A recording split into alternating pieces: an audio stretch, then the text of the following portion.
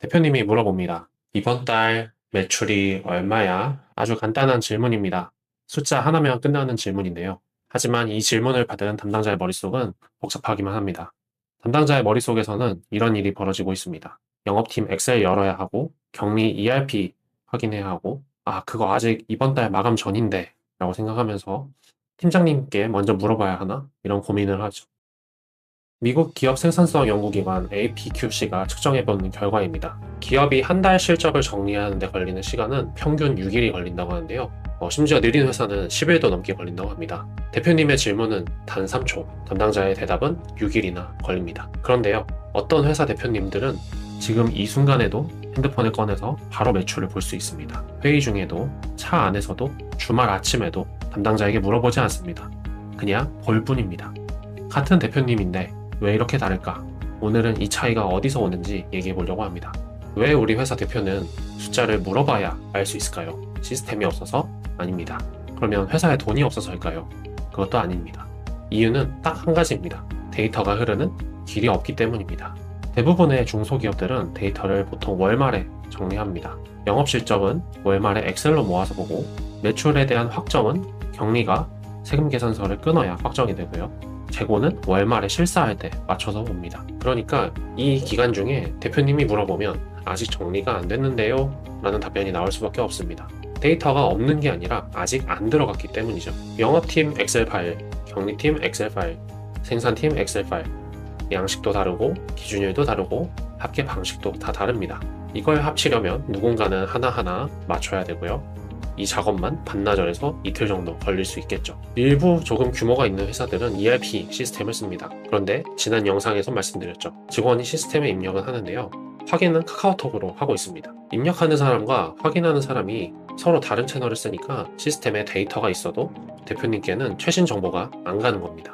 한번 업종별로 볼까요? 어떤 숫자를 못 보는지는 업종마다 다를 수 있습니다. 제조업을 하는 회사의 대표님은 지금 공장에 원자재가 얼마나 남았는지 모릅니다. 재고는 창고 담당자 머릿속에 있고요. 발주 상황은 엑셀 파일에 적혀 있을 거고요. 입고 확인은 카카오톡으로 합니다. 납기일 전날에야 이거 부족하겠네 라고 발견하게 됩니다. 그때는 이미 늦은 거죠. 이번엔 유통, 무역업입니다. 이번 달 거래처별 매출이 얼마인지 알기 어렵습니다. 영업 실적은 영업팀 엑셀에 있고요. 매출 확정은 경 시스템에서 하고요. 마진율은 또 다른 시트에서 관리를 합니다. 이 세 개를 합쳐야 비로소 이거 거래처에 올해 얼마 팔았는지가 나오는데요. 이걸 합칠 사람이 없는 겁니다. 서비스업의 대표님은 좀 다를 수 있는데요. 여러 가지 프로젝트가 고객에게 지금 제공되고 있는데 각각 어디까지 진행되고 있는지 대표님은 알 수가 없습니다. 그 진행하고 있는 담당자만 자기 프로젝트에 대해서 알 수 있는 겁니다.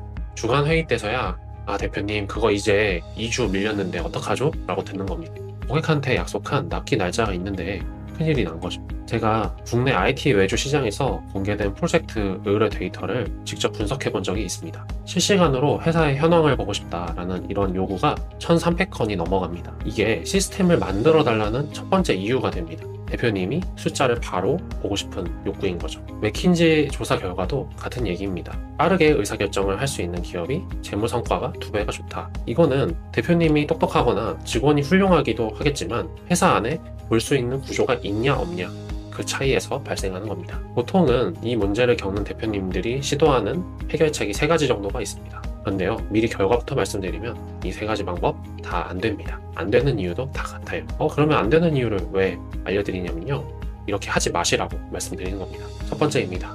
엑셀에 수식을 걸고 자동으로 돌아가게 만들면 어떨까? 대부분 이렇게 하실 거라 생각합니다. 맞습니다. 처음엔 이게 관리가 되는 것 같습니다. 그런데 6개월 정도 지나보세요. 만약에 이 엑셀 만든 담당자가 잠깐 아프거나 길게 휴가를 가거나 심지어 퇴사를 한 경우라면 다음 담당자가 이 파일을 열었을 때 어떤 결과를 맞이하게 될까요? 이 엑셀 파일에는 수식이 어마어마하게 많이 달려 있습니다.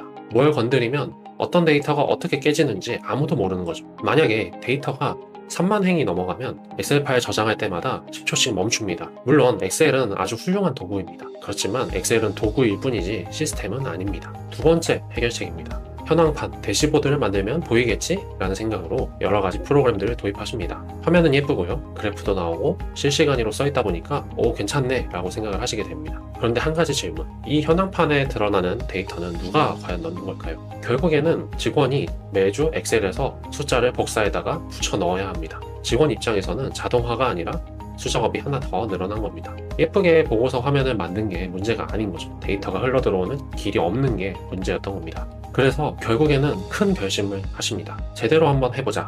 회사에 있는 데이터들을 다 모아서 한눈에 보이게 해보겠다. 그래서 작게는 수천만 원, 많게는 수억을 들여서 프로젝트를 시작을 합니다. 회사 숫자를 한 화면에 모아서 보여주는 프로젝트를 시작합니다. 이전의 대시보드와 다른 점은 뭐냐면요, 이거는 별도의 솔루션들을 도입을 하시고 나름의 데이터 정제 과정까지 거쳐서 진행을 하시는 프로젝트입니다. 앞서 말씀드린 그 1300개의 프로젝트들이 대부분 이런 겁니다. 그런데 제가 적어놨죠. 성공률이 어떻게 될까요? 85%가 성공률이 아니라 실패율입니다. 이 조사 결과는 가트너라는 글로벌 IT 리서치 기관에서 조사한 결과입니다.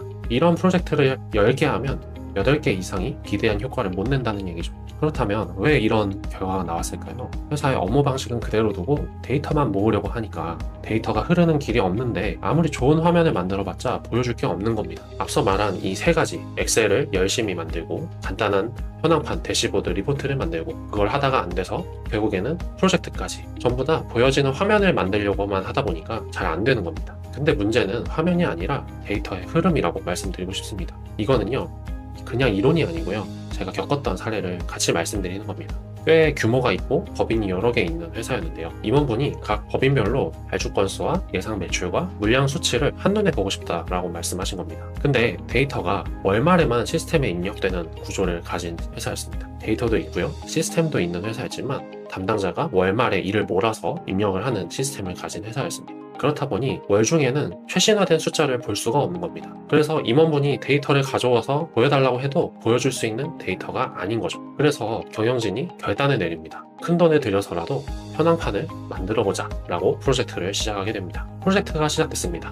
데이터를 모으기 시작했는데 업무 방식은 건드리지 않고 기존에 흩어져 있는 데이터를 그대로 끌어모으려고 했습니다. 결과는 어땠을까요? 여러분도 예상하셨겠지만 기존의 회계 시스템 매출과 새로 만든 현황판 매출이 계속 달랐겠죠. 같은 회사, 같은 달에 만든 데이터인데 숫자가 안 맞는 겁니다. 왜 그랬을까요?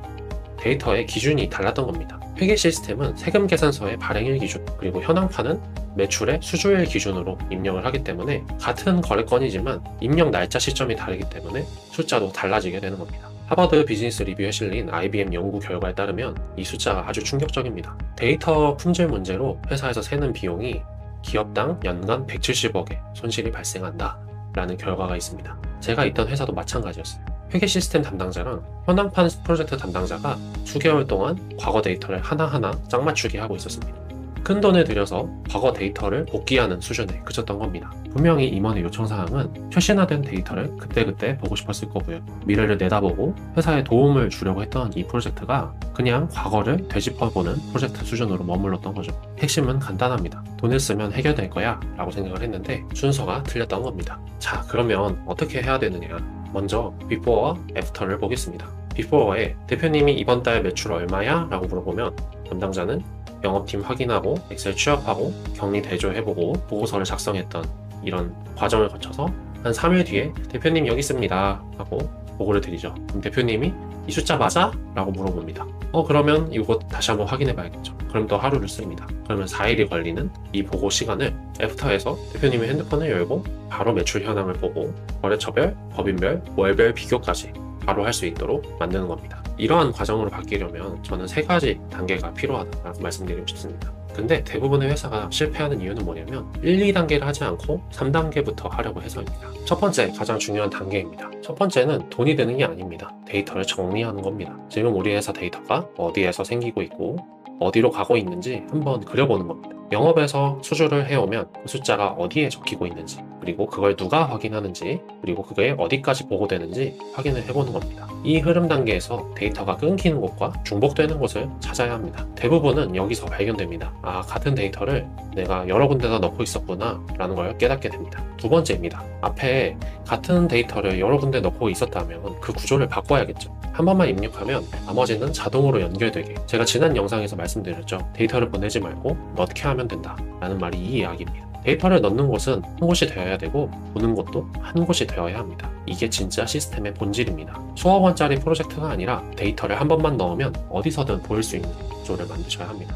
세 번째, 현황판 대시보드를 만드는 단계입니다. 여기서는 최대한 최신의 데이터, 핸드폰으로 대표님이 볼 수 있도록 화면을 만드는 겁니다. 이거는 가장 마지막에 하는 겁니다. 대부분 실패하는 이유는 앞서 말씀드린 것처럼 앞에 1, 2단계를 건너뛰고 이 3단계부터 하기 때문입니다. 보고 싶은 화면을 만들어 놓고 거기에 맞는 데이터를 끌어모으려고 하니까 아까 말씀드렸던 그런 수억짜리 프로젝트가 되는 겁니다. 중소기업 중앙회에서 조사한 국내 중소기업 디지털 준비 수준에 따르면 중소기업들은 100점 만점에 41점이라고 합니다. 심지어 65%는 계획조차 없답니다. 돈이 많냐 적냐의 문제가 아닙니다. 그저 순서의 문제일 뿐입니다. 데이터의 흐름을 정리하고 입력을 단위로하고 화면은 마지막에 보여준다 라는 이 간단한 세 가지 이 순서만 맞으면 수천만 원, 수억 원이 아니라 구조만 잡아도 충분해집니다. 만약에 이 영상을 보고 계신 팀장님이나 대표님이 계신다면 한 가지만 확인해 보시면 좋을 것 같습니다. 이번 달에 매출이 얼마야? 라는 이 질문을 한번 회사에 던져보세요. 우리 회사가 답이 바로 나오는 회사인지, 누군가가 엑셀을 열어야 하는 회사인지, 많은 돈을 들여야 겨우 데이터를 볼 수 있는 회사인지 한번 확인해 보면 좋겠습니다. 그 답이